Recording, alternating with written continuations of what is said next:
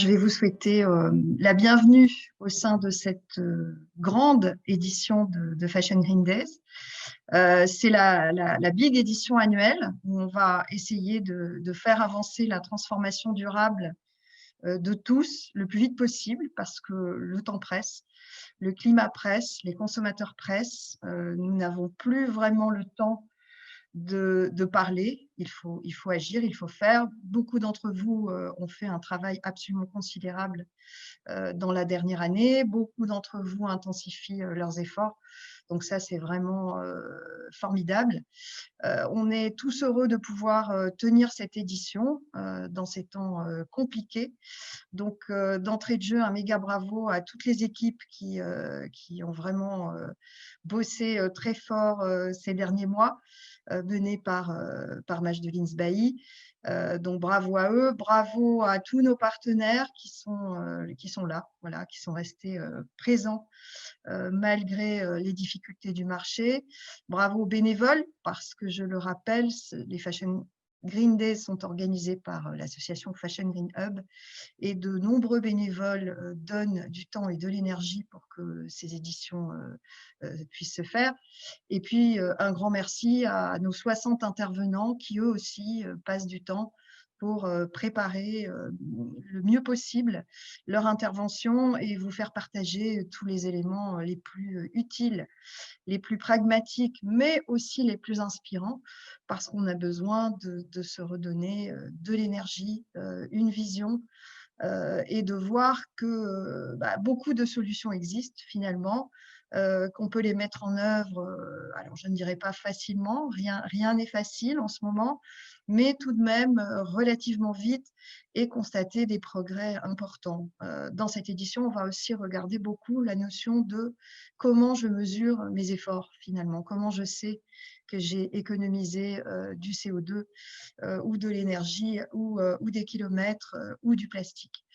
Donc, je vais vous souhaiter d'excellents 2 jours.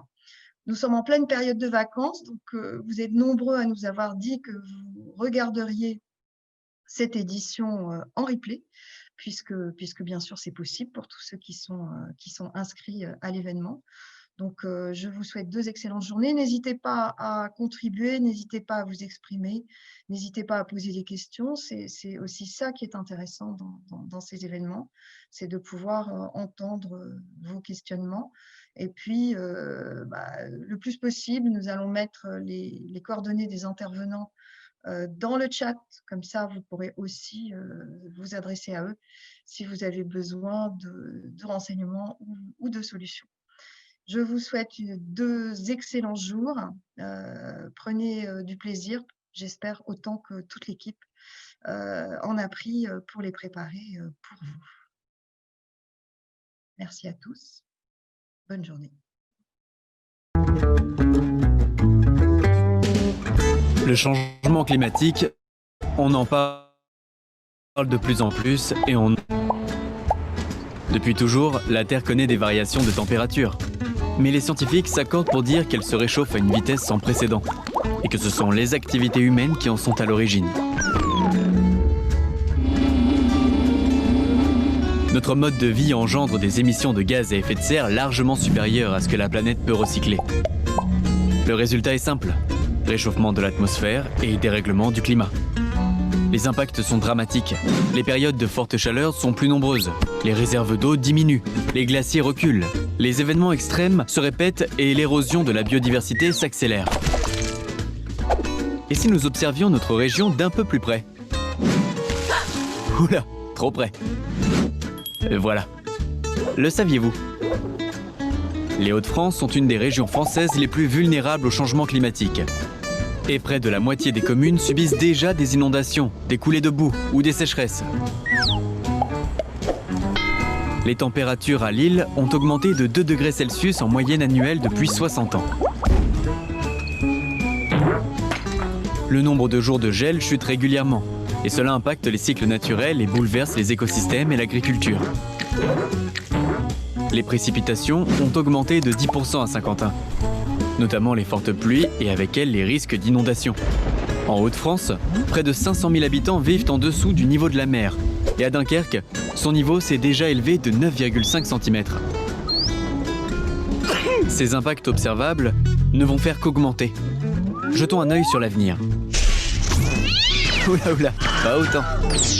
En 2100 par exemple, d'après le GIEC, plusieurs scénarios d'émissions de gaz à effet de serre, optimistes ou pessimistes, permettent de simuler l'évolution du climat pour les Hauts-de-France au XXIe siècle. En région, les étés seront plus chauds. Les habitants souffriront sous l'effet de canicules plus fréquentes et sévères. Les pluies se faisant plus rares, l'agriculture connaîtra des sécheresses plus importantes. A l'inverse, les pluies augmenteront l'hiver et leur intensité entraînera plus d'inondations et de coulées de boue.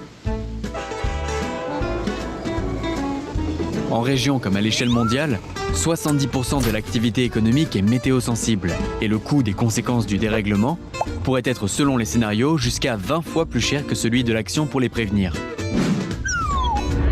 Face à ces enjeux, la première clé, c'est de réduire les émissions de gaz à effet de serre. Pour ça, il faut agir sur tous les fronts et changer de modèle de développement. Par exemple en améliorant l'isolation des bâtiments, en développant les mobilités propres, les énergies renouvelables et avec un usage plus sobre des ressources et de l'énergie. Mais même si on peut réduire au maximum nos émissions, on peut dire que le coup est déjà parti. La planète se réchauffera plus ou moins selon ce que nous faisons collectivement.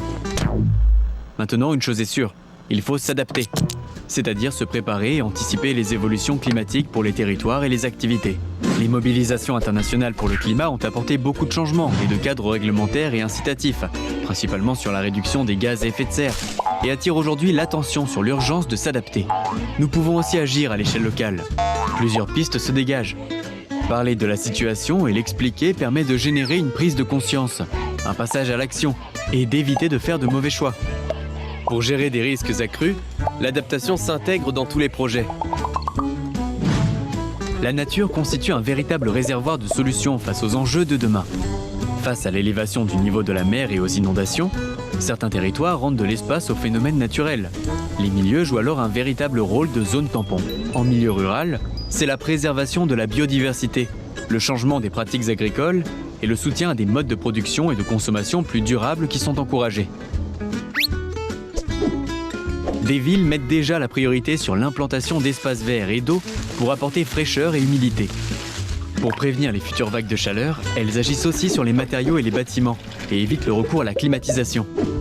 C'est l'occasion aussi d'entamer un programme d'action ambitieux sur l'eau, en économisant la ressource, en encourageant la récupération des eaux de pluie et leur infiltration dans les sols. Nos villes peuvent devenir de véritables éponges. Tout cela permettra de rendre les territoires plus agréables, attractifs et résilients face aux défis qui nous attendent. L'adaptation au changement climatique n'est pas une course de vitesse, mais un marathon. Il ne fait que commencer. Alors vous aussi, rejoignez le mouvement de ceux qui agissent pour le climat. Le CERD et ses partenaires sont là pour vous y aider.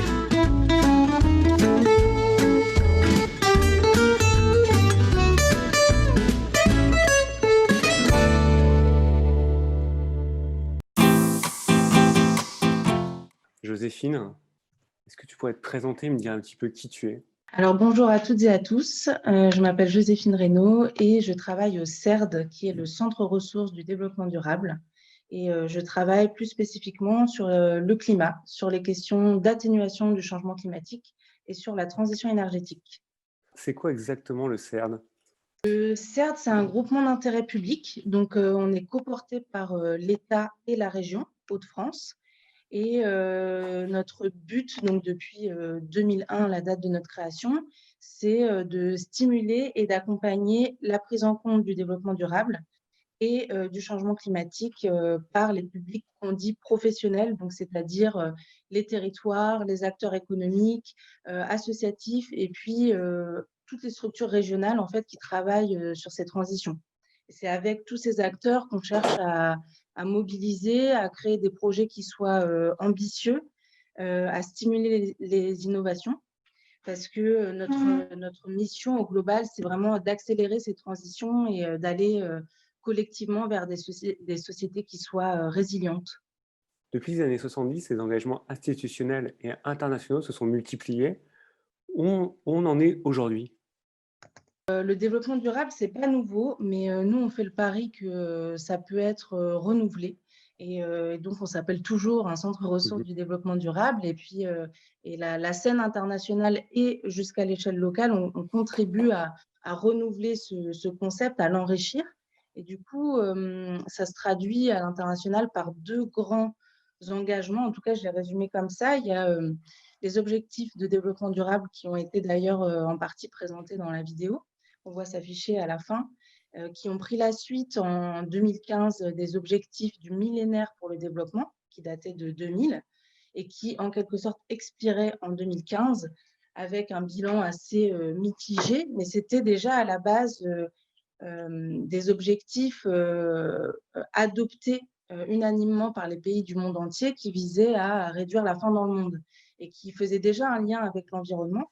Aujourd'hui, avec ces 17 objectifs du développement durable, on a élargi le spectre sur plein d'aspects, par exemple la santé, plus largement la pauvreté, mais dans le domaine de l'environnement, on est allé beaucoup plus loin aussi. On a ciblé, par exemple, le changement climatique. On a détaillé les objectifs liés à la biodiversité et à son effondrement, parce qu'on était et on est encore loin du compte. Et ce qui est intéressant, c'est de remarquer comment l'ambition a été rehaussée grâce à ces différents cadres internationaux. Et là, les ODD disent carrément que l'ambition, c'est de transformer notre monde. Et pour ça, ils établissent une feuille de route via un agenda 2030. Et cette même année, en 2015, on a également, sur le sujet spécifique du climat, une dynamique qui se déclenche et qui se renouvelle. On est passé des anciens protocoles comme le protocole de Kyoto, des anciennes réunions de 20 COP plus tard, en fait, 20 cycles de négociations internationales sur le climat. On aboutit en 2015 à l'accord de Paris. Et cet accord de Paris, donc, il inverse un peu la tendance qui se voulait contraignante et qui était difficile à mettre en œuvre, et en fait une dynamique volontariste. Et donc, elle pose cette dynamique, les engagements de chacun, de chaque pays, mais aussi de la société civile dans la prise en compte de ces enjeux. Et puis, elle pose surtout le concept de neutralité carbone auquel chacun et chacune peut s'adapter et peut s'approprier. Alors justement, tu parles de dynamique volontariste. Concrètement, ça veut dire quoi? Ça veut dire que jusque-là, on essayait d'imposer aux États certaines politiques de réduction drastique de nos émissions de gaz à effet de serre, donc qui créent le changement climatique. Et en fait, à l'accord de Paris, on dit chaque pays devra en quelque sorte rendre sa copie. C'est ce qui s'appelle les contributions nationales déterminées et l'écrit lui-même. Par contre, tous les 5 ans, il devra rendre à nouveau cette copie et il faut qu'il obtienne une meilleure note, on va dire. Il faut que l'ambition soit augmentée. On ne peut pas revenir en arrière, on ne peut pas avoir de pire notes. On est tous les élèves d'une même classe avec le même objectif. Donc c'est une progression en fait ouais. continue. Oui, c'est ça. Très clair. Aujourd'hui, quels sont les engagements attendus et les ressources disponibles? Eh ben, justement, les EDD, par exemple, posent un cadre très clair parce qu'on parle de 17 objectifs, mais en fait, ils se sont déclinés en 169 cibles, actions qui constituent l'agenda 2030. Et ça, c'est par exemple une feuille de route qui est internationale, qui peut être prise comme une grille de lecture et donc comme une ressource pour mettre en œuvre des projets qui soient ambitieux. Et par exemple, nous, on s'en est servi comme beaucoup d'autres acteurs partout dans le monde. On en a fait un kit qui s'appelle Visée 360 et qui permet de passer au crible des ODD, n'importe quel projet ou stratégie d'entreprise, stratégie de territoire, pour mobiliser une diversité d'acteurs autour de cet enjeu, de ce projet, et surtout élargir les champs et se demander, moi, mon projet, est-ce qu'il prend en compte l'égalité des sexes? Est-ce qu'il prend en compte la perte de biodiversité? Est-ce qu'il prend en compte le changement climatique? Si oui, à quel point? Et comment on peut s'enrichir les uns les autres pour faire mieux? Donc ça, c'est une des ressources. Et puis, il y a celle que constituent donc, ces contributions nationales données par chaque pays tous les 5 ans et qui se traduisent en loi. Il faut que, pour être réel, pour être rendu concret, l'accord de Paris doit être implémenté. Donc, juridiquement, il devient contraignant une fois qu'il est ratifié et traduit en loi sur un territoire national. Et donc, il y a différents cadres qui posent ces objectifs à l'échelle de l'Union européenne. Par exemple, c'est le Pacte vert pour l'Europe, le Green Deal, qui vient traduire les engagements de l'accord de Paris en engagement pour cet ensemble de pays, les membres de l'Union européenne, et qui du coup décline la neutralité carbone comme un objectif certes à 2050, mais comme surtout des étapes de réduction pour y parvenir. Et la neutralité carbone, elle dit bien il faut réduire drastiquement nos émissions. Donc là, on vient tout juste, là, il y a 2 semaines, l'Union européenne a décidé d'augmenter cette ambition et de porter à 60% les objectifs de diminution de nos émissions d'ici à 2030. Donc c'est énorme. Et ça dit aussi qu'il faut prendre soin de nos puits de carbone, que sont les océans et les forêts. Donc c'est ce qui est intéressant aussi, et c'est ce que ça pose comme ressources et comme cadre de réflexion, en fait. C'est qu'on doit d'abord être sobre dans nos actions, et puis on doit aussi préserver, voire compenser les impacts négatifs qu'on aurait encore. Ok, très bien. Et au niveau de la France, ça se passe comment? Comment elle s'inscrit dans ce contexte global? Alors, la France, donc, en tant que membre de l'Union européenne, et puis même au sein de l'Union européenne, dans les négociations, elle est assez motrice dans les engagements. Et donc, par contre, après, quand on en vient au niveau national, donc on a bien traduit ces engagements internationaux en réglementation nationale. Donc, c'est par exemple la stratégie nationale bas carbone qui vient fixer ces seuils de réduction d'émissions. C'est la loi énergie-climat qui a été votée aussi, adoptée l'année dernière. C'est le plan national d'adaptation au changement climatique, parce que comme on le disait aussi dans la vidéo, il faut atténuer et donc réduire en quelque sorte l'ampleur des dégâts, mais il faut s'adapter aussi aux dommages qui sont déjà perceptibles. Et puis, pour faire les liens aussi avec les entreprises et notamment celles du secteur de la mode, c'est des lois spécifiques comme celle sur l'économie circulaire qui va aller traduire de manière du coup sectorielle ou au moins thématique ces enjeux. Par contre, le Haut Conseil pour le climat, qui est un organisme indépendant qui a été créé l'année dernière et qui est chargé d'émettre justement des avis et des recommandations sur comment on met en œuvre ces politiques publiques. Cet organisme, ce Haut Conseil, il dit qu'on n'est pas sur la bonne trajectoire, qu'on ne met pas assez en œuvre ces engagements. Donc, d'un côté, on est plutôt moteur parce que on prend la peine, en quelque sorte, de s'engager, de traduire, de comprendre en fait, quel est le fossé qu'on doit combler pour respecter ce fameux seuil des 2 degrés. Et d'un autre, on n'en est pas encore à une action qui soit assez ambitieuse. Là, pour vous donner un chiffre concret, on en est à une réduction annuelle d'environ 1%, 0,9% pour être exact par an, et il faudrait qu'on soit à moins 3% par an d'ici 2025. Donc, peu importe ce que ces pourcentages veulent dire, ce qu'il faut retenir, c'est qu'il faut tripler nos efforts à l'échelle nationale. Il faut qu'on aille 3 fois plus loin, d'ailleurs 3 fois plus vite, et qu'on soit 3 fois plus ambitieux tous ensemble. Donc ça, c'est l'État, c'est le gouvernement qui en est en partie responsable via les politiques publiques et comment on les implémente. Et puis, c'est la société civile et évidemment le citoyen qui met en œuvre également tout ça. Alors, moi, si j'ai bien compris, il y a beaucoup de lois, il y a beaucoup de règlements. Et en fait, mais une entreprise, elle fait comment concrètement? Parce qu'effectivement, à un moment, il y a des objectifs, il y a des indicateurs, c'est ambitieux.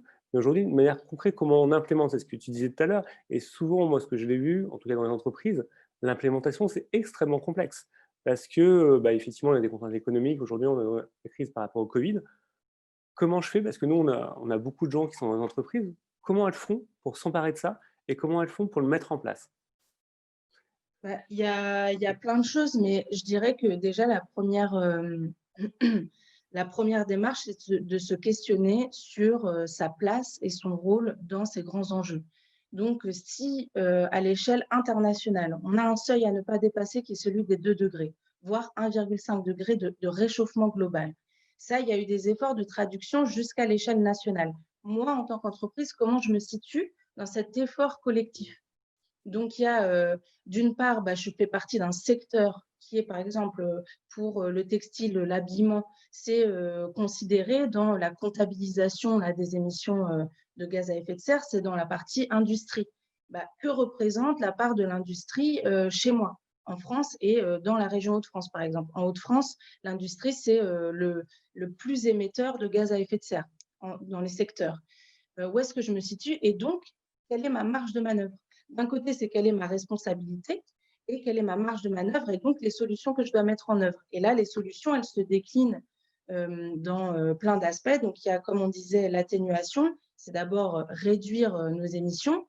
Donc, qu'est-ce que ça veut dire en tant qu'entreprise? Ça veut dire quels sont les modes de transport que j'utilise pour déplacer les biens et services que je propose, mais aussi les transports utilisés par mes salariés, mon administration, quel bâtiment m'accueille, quel bâtiment m'accueille chez moi, mais aussi ailleurs dans mes usines, où qu'elles soient, quelle est ma consommation d'énergie pour me chauffer, pour me déplacer, pour produire ce que je produis.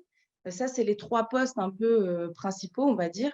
Et puis, quels sont mes impacts globaux positifs et négatifs. Donc, il y a les émissions de gaz à effet de serre, mais nous, on n'est pas que dans notre bulle climat, on essaie d'avoir une vision aussi systémique. Donc, OK, j'ai peut-être un impact minime peut-être sur le climat, mais par contre, j'en ai un sur la biodiversité, sur l'écosystème dans lequel je me suis implantée. J'ai une responsabilité aussi vis-à-vis de ce que je propose et de la manière dont ça va être consommé. Quel est le cycle de vie de mon produit? Il n'est pas simplement question de le produire et de le donner, de le vendre, de le proposer. C'est où est-ce qu'il arrive à la fin? Qu'est-ce qu'un déchet? Aujourd'hui, peut-être que même la notion de déchet, elle est dépassée. Comment on va réutiliser en fait cette matière? Ça reste la même matière qu'on a proposée, on en est responsable. Donc, il y a le cycle de vie et puis il y a des grands concepts qui peuvent nous aider à cadrer tout ça, comme les 3 étapes que sont éviter, réduire, compenser. Donc, c'est éviter au maximum tout ce que j'ai identifié, donc annuler ces émissions, ces impacts négatifs, réduire tout ce que je peux et qui reste, et dans tout ça, dans tout ce qui reste, ce qu'on appelle les émissions incompressibles, ce que vraiment je suis en incapacité de diminuer, là, je vais essayer de les compenser, mais cette compensation, elle est aussi très à prendre avec beaucoup de pincettes. On peut parler de compensation écologique ou aussi de compensation carbone, mais il s'agit d'en avoir une vision de long terme et puis d'être très vigilant en fait sur les impacts aussi de cette compensation. Enfin voilà, de toujours essayer d'avoir une vision transversale en fait. Alors, tu parles de compensation. Concrètement, ça se passe comment la compensation? C'est un échange, les entreprises doivent payer quelque chose? C'est quoi exactement? Comme je disais, il y a différents types de compensation. La compensation écologique, dont du coup, je ne suis vraiment pas une spécialiste, mais elle dit, il me semble que pour toute activité industrielle qui est créée sur un territoire, il faut qu'il y ait son pendant de compensation écologique et donc de préservation, voire de création d'espaces naturels, qui va venir compenser l'impact négatif qu'aurait la création, l'implantation d'une entreprise sur un territoire, par exemple sur la ressource en eau ou sur les sols qui vont être artificialisés. Ça, il y a des politiques internationales et nationales qui disent notre objectif, c'est 0 artificialisation nette. Ça, on en est tous responsables aussi. Après, il y a la compensation carbone qui, elle, a lieu via des marchés carbone internationaux et dont le message principal qu'il faut retenir aussi, c'est qu'il y a une valeur sociale du carbone. C'est qu'on ne peut pas faire semblant de compenser les choses en ne donnant pas assez de valeur à ce carbone, et c'est-à-dire à son prix. Donc, en fait, compenser un voyage en avion par tant d'euros donnés en fait, à un projet qui va aller éviter du carbone ailleurs, c'est ça la compensation. C'est nous, on en émet, donc il faut qu'on en réduise ailleurs. En plantant des arbres, c'est l'exemple un peu typique pour comprendre, mais aussi, par exemple, en aidant les populations à s'adapter au changement climatique. Mais si on paye pas, si on met pas le prix, en gros, ben, cet argent-là, il vient pas compenser assez, soit dans sa dimension concrète d'émissions et donc de réduction d'émissions, soit dans ses aspects sociaux. C'est qu'il y a des gens à l'autre bout du monde qui sont aussi concernés par ces projets de compensation. Donc voilà, c'est assez complexe, mais ça vaut la peine de s'y pencher et il y a des spécialistes pour nous aider à nous pencher, et notamment les entreprises comme Carbone 4, qui vraiment ont une vision de la neutralité carbone, qui va venir déployer là, cette notion de compensation. D'ailleurs, eux, ils disent qu'il faut arrêter de parler de compensation, il faut parler de contribution.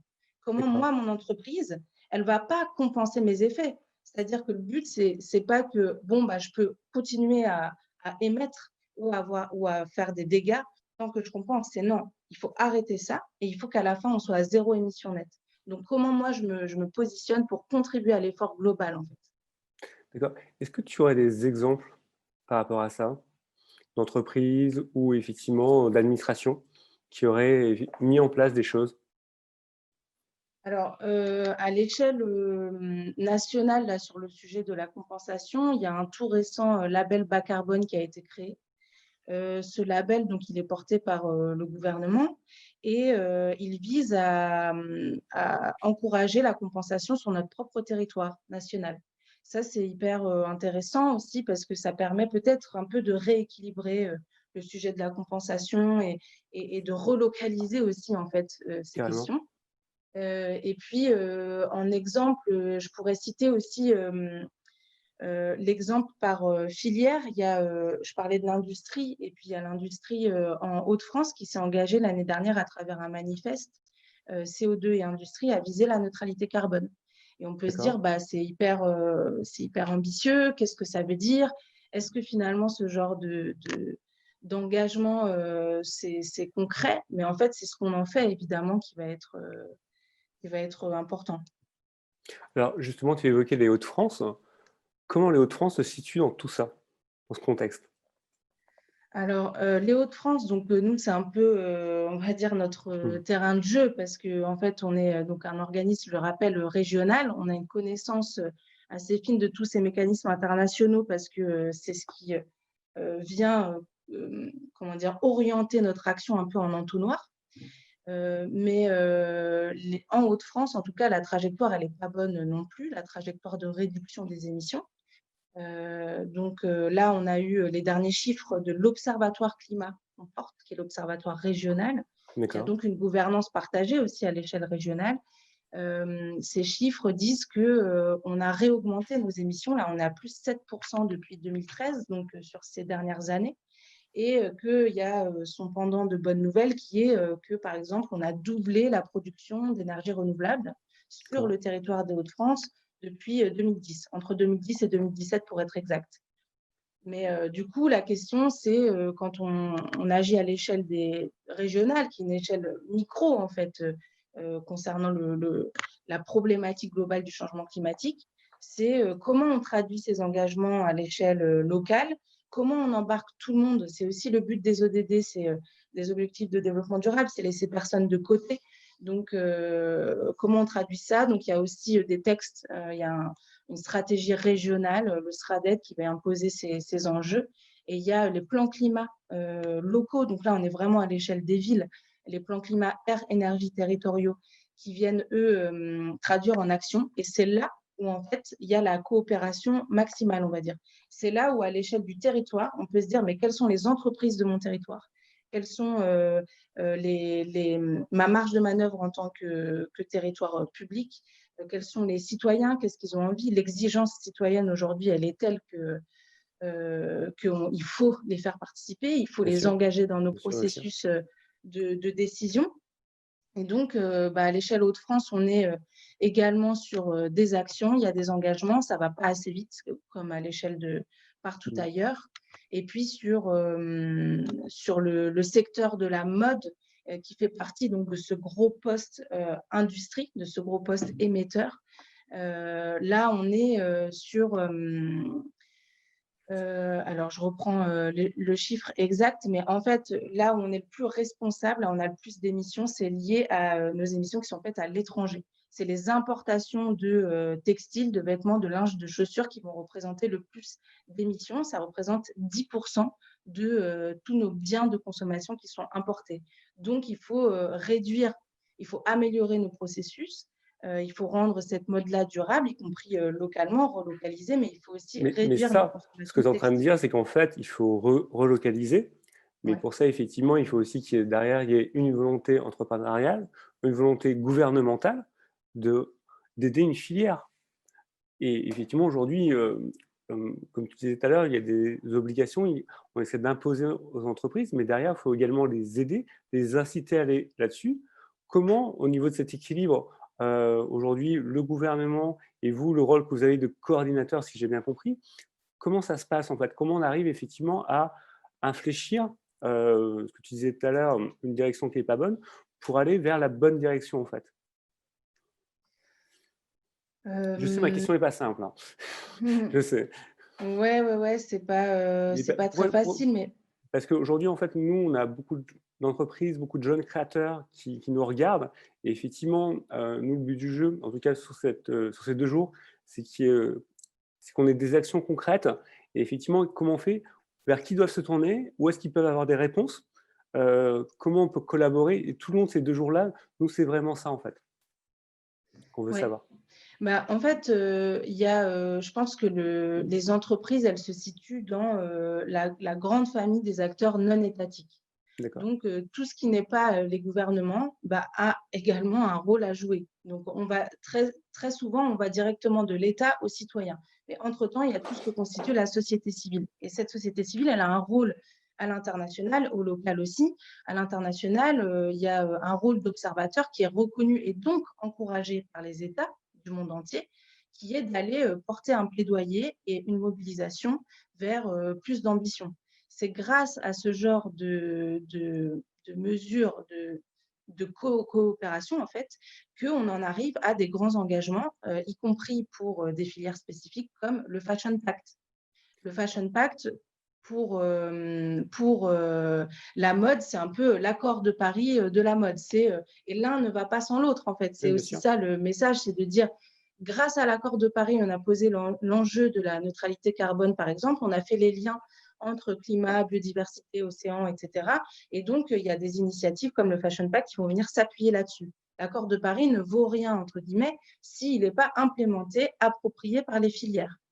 Et donc, ça, c'est un rôle de, comment dire, de moteur, en fait, qui va venir inciter les autres entreprises qui ne se sont pas encore lancées dans l'aventure de ce premier questionnement sur son impact et après des solutions qu'on peut apporter.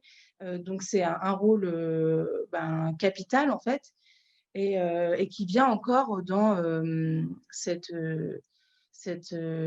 responsabilité collective, dans cet engagement de tous. Alors, Je ne sais pas justement, si ça répond bien à ta question parce que c'était un peu ambitieux aussi. on est toujours très ambitieux, effectivement, et comme dirait, je crois que c'est dans Hamlet, en fait, l'ambition n'est que l'ombre d'un rêve, c'est un peu ça. On essaye effectivement de faire à notre mesure, et c'est ça qui est le plus important. Et effectivement, tu évoquais le Fashion Pack qui a été lancé en août 2019. Dans nos échanges préalables, tu as évoqué le fait que le Fashion Pack, en fait, n'a pas de caractère obligatoire ou contraignant pour les entreprises. Ma question est justement, si aujourd'hui on a ce qu'on appelle une lettre d'intention, les entreprises peuvent dire oui, j'ai envie de faire, mais je ne suis pas obligé. Donc, si je ne suis pas obligé, je ne fais pas en fait. Et vu également le contexte sanitaire extrêmement complexe, ils auront entre guillemets une excuse. Comment aujourd'hui, effectivement, je le redis, on peut accélérer cette transformation en fait? Et comment effectivement la mode et le secteur de la mode peut le faire, notamment à travers ce fameux Fashion Pact? Alors effectivement, donc c'est pas contraignant et c'est en ça aussi que je faisais le parallèle avec l'accord de Paris. C'est que ça ne devient que quand on l'inscrit dans nos lois, dans nos manières de faire. Mais ce que ça dit, c'est qu'on va vers une réorientation globale de nos modèles économiques, peut-être même de la manière dont on conçoit le fait de proposer des biens et des services. Est-ce qu'aujourd'hui, on n'est pas en train de passer, par exemple, d'une logique de volume à une logique servicielle? Ça, c'est ce que va proposer certains modèles, des nouveaux modèles économiques comme l'économie de la fonctionnalité et de la coopération, par exemple. Là, je vais au-delà du Fashion Pact, mais pour le rendre un petit peu concret, en tout cas, le Fashion Pact a quand même l'intérêt d'aller vraiment se positionner sur 3 niveaux d'action. Moi, je parle de neutralité carbone parce que c'est mon sujet climat, mais ça va au-delà de ça. Il y a le sujet climat, ça dit on va atténuer le changement climatique et s'y adapter. Et ça dit aussi on va agir sur la perte de biodiversité. Et enfin, ça dit qu'on va s'attaquer à la perte critique des fonctionnalités de l'océan. Je cite le texte. Cette perte critique des fonctionnalités, elle est due au changement climatique et à la pollution. La pollution, notamment due au textile, qui est un des premiers postes de pollution de l'océan. Elle reprécise aussi, elle reprend un concept qui est déjà dans l'accord de Paris, qui est celui d'une transition juste, qui dit « Ok, on va transiter, on va aller vers des modèles durables, plus éthiques, plus respectueux de l'environnement et aussi des droits de l'homme, mais comment en laissant personne de côté ?» La transition écologique, elle peut très bien être inégalitaire si on n'y fait pas attention. Pour qu'elle soit égalitaire, il faut que chacun soit pris en compte. Et ça passe notamment par l'emploi, par ces conditions d'emploi, de relocalisation, etc., pour pas que ce soit trop brutal et donc dramatique. Après, ça rappelle, donc, je sais pas, je crois pas que ce soit dit comme tel dans le Fashion Pact, mais pour rappel, la mode au global, ça émet plus d'1 milliard de tonnes de gaz à effet de serre chaque année. Pour agir là-dessus, on connaît les solutions. Il n'y a pas de révolution verte pour ce secteur comme pour un autre. La révolution, elle vient dans la vitesse à laquelle on va mettre en place ces changements. Il faut aller tellement vite pour réorienter, révolutionner en fait nos modes de faire, nos modes de consommation, nos modes de production, que c'est ça qui est vraiment choquant. Mais après, les solutions, vous les connaissez mieux que moi. C'est, par exemple, moi j'ai quelques chiffres qui me viennent de cette publication, notamment de l'ADEME, le revers de mon look, qui dit qu'il y a 70% des fibres synthétiques produites aujourd'hui dans le monde qui proviennent du pétrole. Alors, juste donc un aparté, comme tu parles de l'ADEME, ils interviennent demain en fait à 14h15 et c'est Agnès Jacques qui va sûrement parler effectivement de cette brochure-là. Voilà. Ouais. Du coup, il y a des chiffres qui sont très clairs et qui disent exactement, qui vous disent où aller agir. Moi, ce que je dis, c'est qu'il faut à la fois atténuer et qu'il faut s'adapter. Et que pour une entreprise, s'adapter, c'est potentiellement transformer tout son business model. Pour ça, on a aussi une ressource sur adaptation et entreprise que je pourrais vous transmettre, qu'on a aussi à l'échelle des Hauts-de-France. Et puis, au global, ce qu'il faut, c'est avoir une vision systémique et se demander justement comment je peux avoir un impact positif ou négatif. Qu'est-ce que ça veut dire de considérer tous les ODD, par exemple? Mais je répète, là, les postes importants, c'est les transports, c'est le bâtiment, c'est relocaliser, c'est les droits de l'homme, c'est l'océan. Enfin, voilà, on les connaît, ces solutions. Alors, justement, tu parles de marques de mode. Nous, dans les gens qui nous suivent, qui nous regardent aujourd'hui, on va avoir 2 grandes typologies. Les très jeunes créateurs qui se lancent et qui sont tous hypersensibles au développement durable dans la mode, à l'éco-conception, et les marques plus établies, les PME, qui, elles, effectivement, sont en transformation, au sens propre du terme, sur un modèle qui était basé sur du volume par les coûts, qui est vraiment battu en brèche, et ils essaient de se transformer. Aujourd'hui, quel conseil tu peux donner à ces 2 types d'entreprises mode? Je pense que c'est les 2 grandes manières de s'adapter au global, au changement, à ces transitions-là qui sont nécessaires. Ce que je n'ai pas reprécisé au début, c'est qu'en présentant le CERD, c'est qu'on travaille sur le climat, mais qu'en travaillant sur le développement durable, on s'attaque à plein de types de transitions, comme la transition, par exemple, vers un modèle alimentaire durable et une transition économique qui va pousser des nouveaux modèles économiques. Donc, moi, j'en suis pas la spécialiste, mais par contre, je sais qu'il y a plein de modèles sur lesquels on peut se pencher pour s'inspirer, comme l'économie sociale et solidaire, comme celle que je citais, l'économie de la fonctionnalité et de la coopération. Et ça va donner des solutions. Le conseil principal, c'est avoir une vision de long terme sur son activité. C'est aujourd'hui ce qu'on fait en fonction de notre impact et de notre capacité à coopérer et à être résilient, va permettre qu'on soit durable ou pas. Et c'est cette résilience qu'il faut viser. Cette résilience, on parle de résilience territoriale, mais en fait, on peut très bien parler de résilience à l'échelle d'une entreprise. Bien sûr. Et en fait, se poser la question du long terme, c'est pas si facile. Dit comme ça, ça peut paraître peut-être évident parce qu'on se projette tous. J'imagine qu'une entreprise se projette forcément dans les années à venir.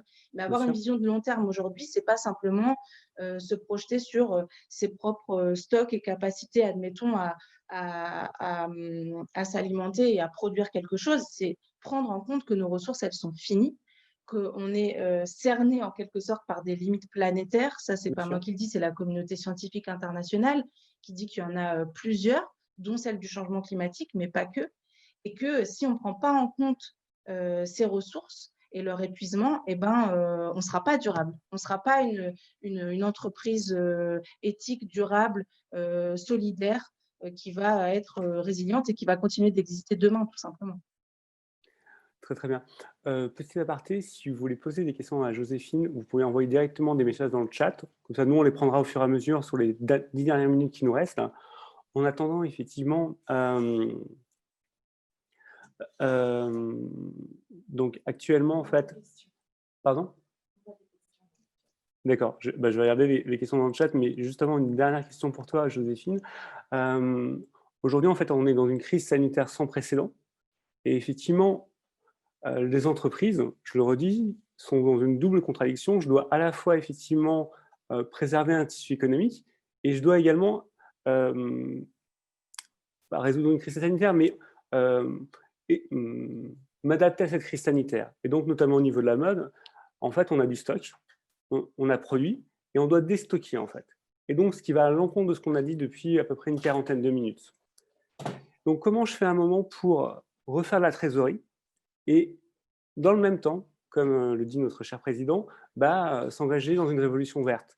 Et comment j'arrive à résoudre cette contradiction? Et est-ce que c'est possible ou ça n'est pas, tout simplement? Bah, encore une fois, c'est la question qui est super intéressante et il n'y a pas de réponse miracle. Comme je disais, il n'y a pas, selon moi, de révolution verte aujourd'hui. Les solutions, on les connaît. Évidemment, il y a énormément d'acteurs, des entreprises et même des associations, des territoires, des citoyens qui sont là face à des impasses liées à cette crise sanitaire. Mais ce qu'elle nous dit, cette crise, c'est que notre système, tel qu'il est pensé aujourd'hui, tel qu'il est mis en œuvre, il n'est pas résilient.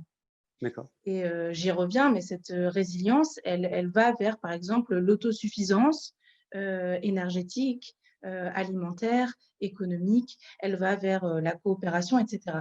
Donc, ça va être évidemment, j'imagine, au cas par cas, mais en tout cas, ce qui est, selon moi, intéressant dans la sortie de cette crise, c'est comment on va profiter de cette opportunité, presque de ce challenge, de prendre en compte tout ce qui n'a pas fonctionné, d'identifier pourquoi aujourd'hui on n'est pas résilient, de transformer notre modèle.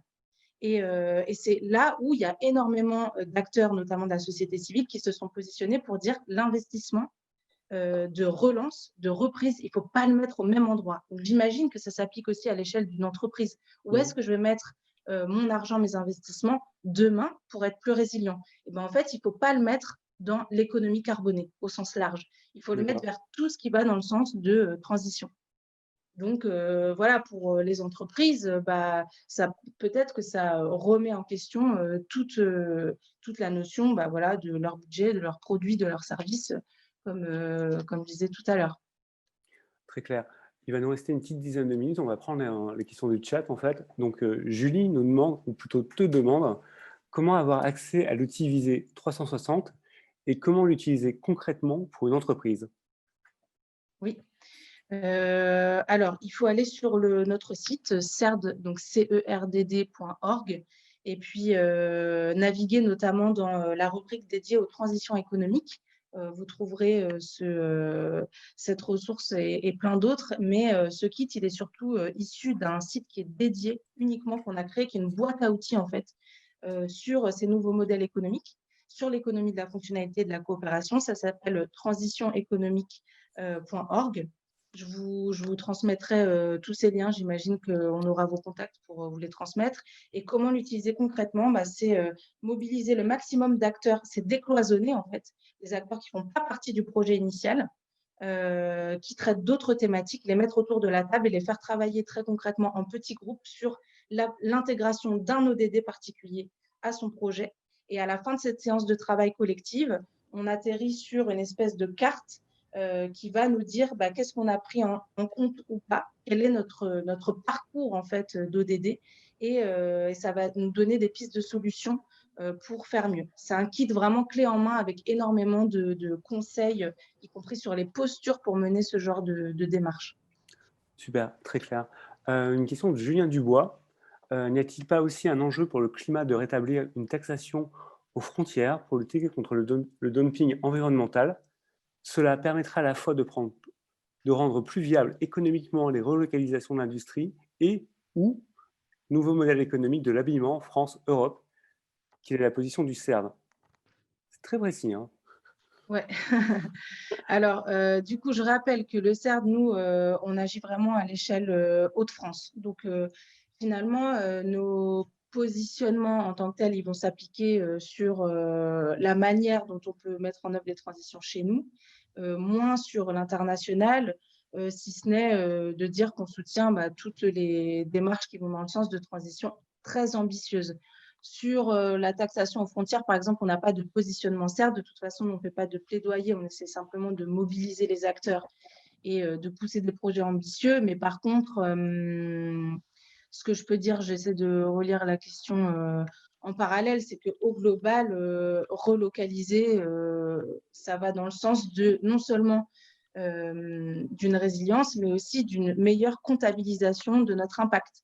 Une fois que c'est chez nous, on peut dire ça émettant, ça a tel impact sur nos populations, sur notre territoire, et c'est peut-être plus facile aussi de venir compenser nos impacts négatifs et puis de venir augmenter nos projets, augmenter nos impacts, c'est-à-dire quand je dis augmenter, c'est enrichir en termes de thématiques, mais c'est aussi embarquer le plus de monde possible. Bon, ça va peut-être être frustrant comme réponse, mais comme je disais, on ne se positionne pas spécifiquement sur ces enjeux-là. D'accord. Alors, il va nous rester à peu près 5 minutes. Moi, j'ai encore des questions pour toi, bien évidemment. C'est quoi vos projets dans les mois à venir? Qu'est-ce que vous allez mettre en place? C'est quoi les outils que vous allez mettre à disposition du public? Qu'est-ce que vous allez faire, tout simplement? Eh bien, on va notamment accompagner des territoires pour utiliser ce kit dont je vous parlais, Visée 360. Il vient tout juste de sortir, donc notre objectif, c'est de le tester avec vous. Ça peut être avec des entreprises également. Après, au global, nous, on produit de la ressource, on coproduit avec énormément d'acteurs. Nous, on va s'approprier la nouvelle stratégie régionale, le SRADET, et puis on va continuer à la mettre en œuvre. Justement, comme tu parles de stratégie régionale, on a une question faite pour savoir, effectivement, il y a des CERD dans toutes les régions? Non. Alors, par contre, il y a des observatoires dans toutes les régions qui sont réunis au sein du RARE, R-A-R-E. Et donc, le RARE, c'est quoi?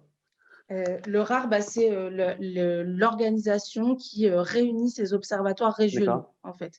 Et les observatoires, en fonction des régions, ils vont se positionner plus ou moins sur le climat, l'énergie, voire l'environnement.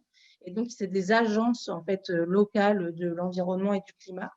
Et un CERD en tant que tel, constitué comme on l'est en groupement d'intérêt public, il n'y en a pas d'autres. Il y a d'autres groupements d'intérêt public qui vont, par exemple, prendre en compte plutôt la biodiversité ou l'environnement. Mais en tout cas, il y a une coordination, c'est hyper important, à l'échelle nationale de tout le travail qui est fait au niveau régional sur ces données. Et puis, le Haut Conseil pour le climat dont je vous parlais tout à l'heure, pour produire ces rapports annuels, il est venu interroger, auditionner tous les observatoires régionaux, y compris le nôtre. Ok, très très clair. Il va nous rester juste 5 minutes. Moi, j'ai une petite question. Dans notre échange préalable, tu as parlé de la COP et notamment que tu y étais allé, notamment pour les négociations. Et moi, je serais très curieux que tu nous en dises un peu plus, et notamment sur comment ça se passe. Parce que ça a l'air tellement énorme, tellement compliqué. Comme toi, tu as pu à l'intérieur nous donner un petit peu tes impressions.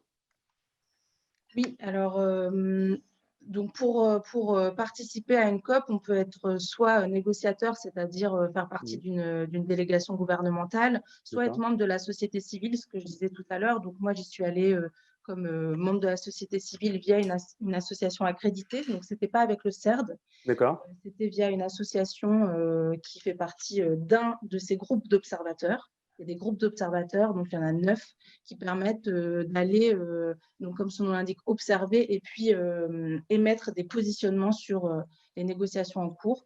Donc, c'est 2 semaines de négociations où les pays et les alliances de pays viennent tâcher de rehausser l'ambition internationale et donc vont discuter par thématique.